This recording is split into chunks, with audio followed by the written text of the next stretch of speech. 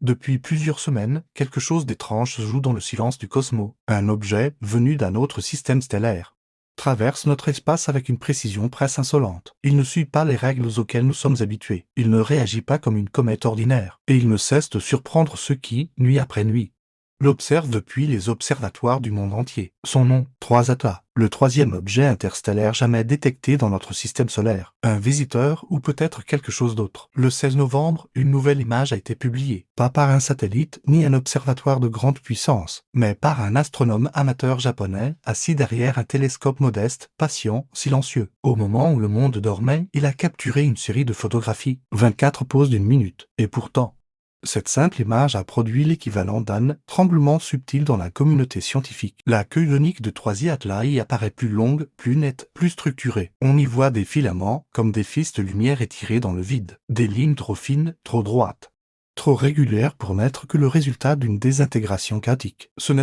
pas une explosion, ce n'est pas un effondrement, c'est autre chose. Mais ce n'est pas ce que l'on voit qui trouble le plus, c'est ce qu'elle ne voit pas. Car après la manœuvre brutale observée le 30 octobre, une manœuvre non gravitationnelle, quelque chose aurait dû se produire, quelque chose de massif, quelque chose d'inévitable. Une comète naturelle, soumise à une brusque accélération, perd de la matière. Elle se fracture, elle se déchire, elle devient instable. Elle laisse une trace lumineuse, riche en poussière et en gaz. Un nuage qui l'entoure comme une couronne. Mais 3ATA ne montre rien de tout cela. Le noyau est stable, la silhouette est propre, aucune trace d'effondrement, aucun halo démesuré, uniquement une queue plus longue, plus fine, plus subtile. Et alors une question, posée avec hésitation, commence à s'installer. Pourquoi cette stabilité? Pourquoi ce calme? Comment un objet venu d'un autre système stellaire peut-il changer de trajectoire sans montrer là?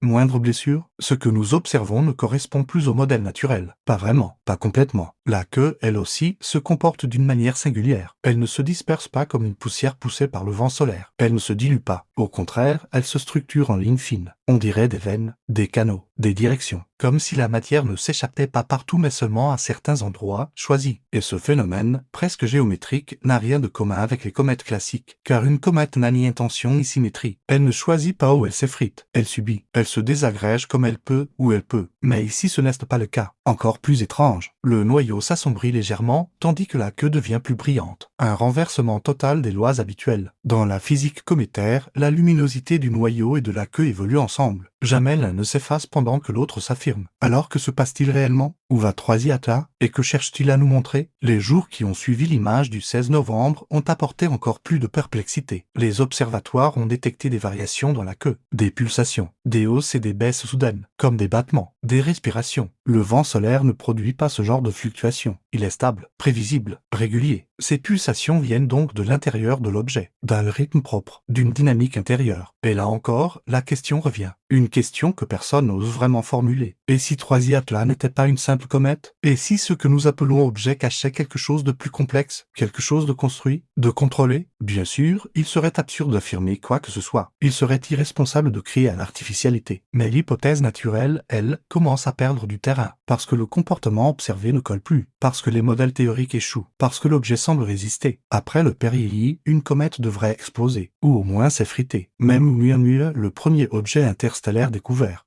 avait montré des phénomènes étranges qui ont généré des débats interminables. Mais 3ATA reste stable, étonnamment stable, comme si le périhélie n'était pas une épreuve, mais une étape calculée, un passage planifié. Chaque nuit, lorsque les astronomes comparent les données, un sentiment étrange se glisse entre les graphiques et les chiffres, une impression subtile, presque inconfortable, comme si l'objet ne suivait pas le hasard, comme s'il suivait une logique, peut-être celle de sa propre structure interne, ou peut-être une logique que nous ne comprenons pas encore, une logique qui échappe à nos classifications, à nos modèles, à notre vocabulaire. Et alors, une réflexion plus profonde apparaît, une réflexion que seuls les Français aiment aborder ouvertement. Ce visiteur interstellaire n'est peut-être pas un message, mais il est une question posée à notre compréhension limitée, à notre arrogance scientifique, à notre solitude cosmique. Qu'est-ce qu'un objet naturel, finalement? Qu'est-ce qu'un objet artificiel si la technologie, quelque part, a 3 ou 1000 millions d'années d'avance sur nous? À partir de quel degré de complexité, de régularité, de précision cessons-nous de comprendre? Nous avions accueilli Oumuamua avec surprise. Mais avec 3ATA, quelque chose change. Ce n'est plus seulement la surprise, c'est le doute, c'est l'ombre d'une possibilité inconnue. La trajectoire, elle aussi, fascine. Elle s'est modifiée, de manière subtile mais mesurable, environ 200 km d'écart, un chiffre minuscule à l'échelle cosmique, mais colossal en termes d'énergie, et ce changement a eu lieu au moment exact où une manœuvre serait la plus efficace, pour un engin, pour une sonde, pour quelque chose qui comprend les lois gravitationnelles. Dans les prochains jours, de nouveaux clichés devraient arriver, les satellites, les observatoires.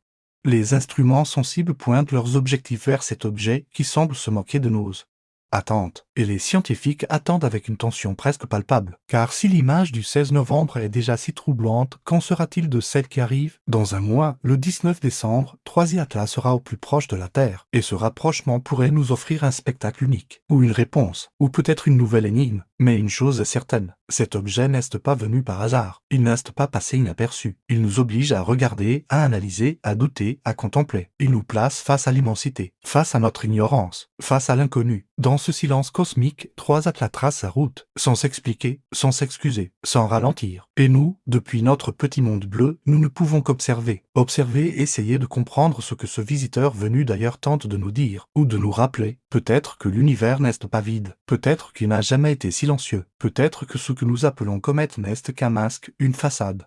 Un reflet incomplet de quelque chose de plus vaste, plus ancien, plus intelligent, ou tout simplement différent. Alors, chaque nouvelle image, chaque nouvelle variation, chaque nouvelle donnée devient un fragment de réponse, ou un fragment d'un mystère plus grand encore. 3i Atlas continue d'avancer, et peut-être qu'en le regardant, c'est notre propre histoire que nous commençons à écrire différemment. Notre place dans le cosmos, notre rôle, notre futur. Le voyage de 3i Atlas n'est pas terminé, et le nôtre, peut-être, ne fait que commencer.